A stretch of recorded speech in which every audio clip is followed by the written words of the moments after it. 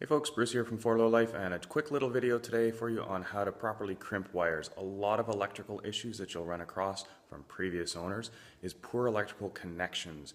These can cause issues because the resistance is high in a poor electrical connection. You can have wires that are starting to come apart from their connectors if they're not crimped properly, and when you have that, your resistance goes up, your voltage goes down, and things don't work properly. So today I'm going to show you a couple quick little tips, inexpensive ways to make a good proper crimps on your electrical connections.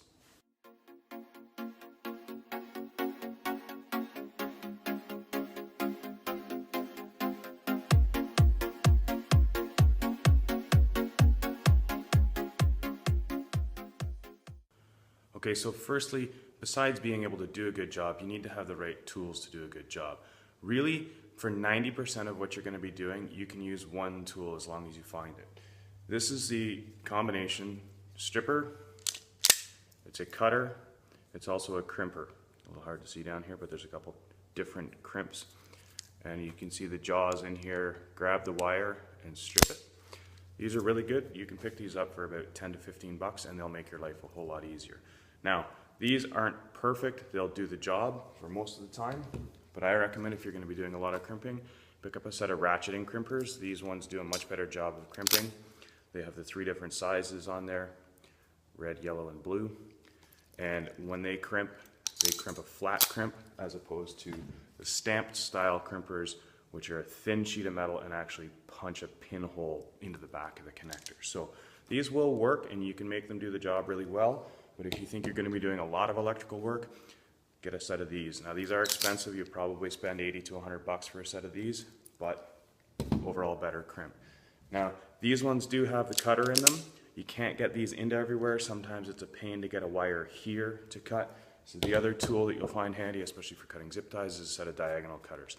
Buy a good pair. It's worth the extra money. So if you have at a minimum one of these, you can do proper electrical wiring on your vehicle.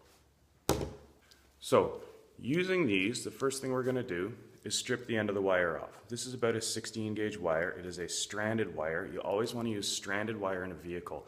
Solid wire is not meant to be moved around for your house. It's designed to stay still in one place. In your vehicle, it's always moving and bouncing and rattling around. The wires, although on a small level, are always wiggling like this.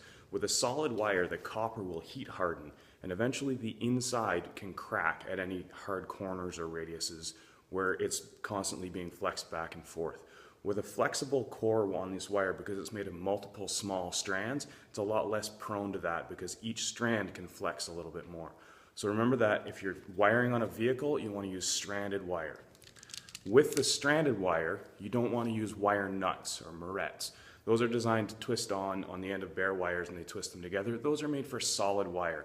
So you always want to make sure you're using a crimp-on style connector, and there's lots of different styles, but that, give you an idea, it's an insulated terminal, crimp-on connector. Now, in order to crimp that on, first thing we need to do is strip the end of the wire off.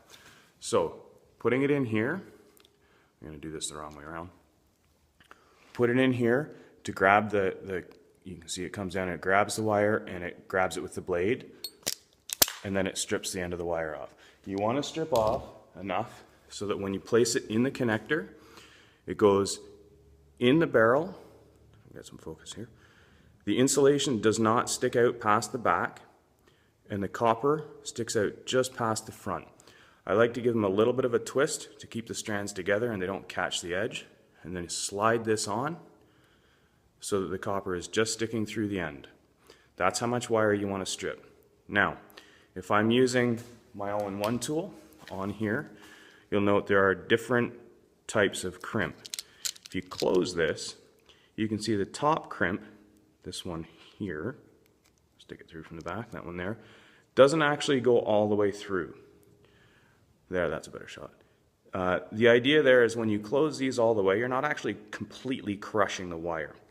So, putting this in here, I'm going to put it on the narrow section of the barrel, because that's where the wire's inside the bear. And I'm going to squeeze it until I can't squeeze it anymore. So I'm on the first part of the barrel, not the back half. The back half is just where the insulation is.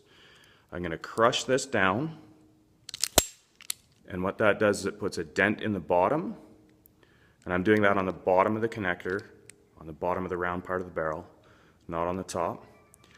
And that firmly crushes that wire in place. Now the key after that, to make sure you've done a good crimp, is pull it as hard as you can. You should not be able to pull that wire off, or that crimp off. If you can pull that crimp off, cut it off and do it again, okay? If you're not doing that, and you don't have a crimp that you can pull, like you should not be able to pull that off on a good crimp. I cannot pull that off. That crimp's not gonna get loose, it's not gonna come apart, it's not gonna cause me problems.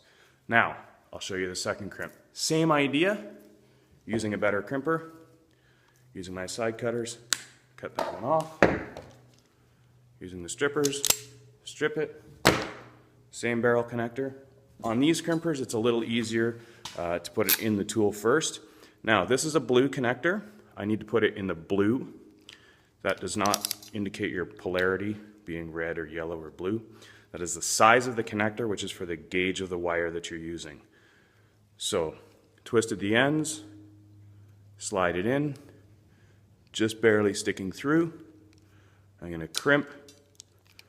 These are ratcheting crimpers, so halfway through I can let go and they won't open. They will only open once I've done the proper amount of crimp. And you can see the difference on this one. It's flattened the connector. It hasn't punched a hole through.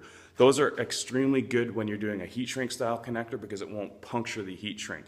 If you use this style on a heat shrink connector and you crush through, you've torn through the heat shrink and now you don't have your protection.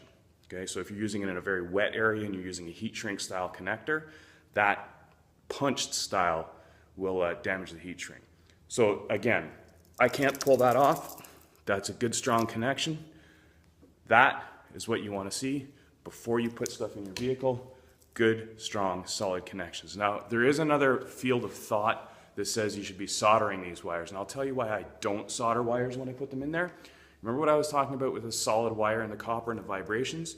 Every time you solder something, that section of wire goes hard, but right behind it there's wire that can flex. So that wire behind it is trying to flex, and the soldered part is not, and that's where you're going to get your failure.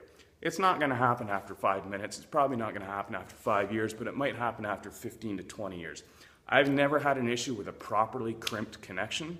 I've never had the need to solder, and I've made a lot of crimp connections in a lot of places. I think, as far as I'm concerned, I'm never going to solder a connection like that. I hope you learned something. If that helped, click like, click subscribe. You can follow me on Instagram, and if you want to help support the creation of videos like this, you can follow me and support me on Patreon as well. Thanks. Have a great week.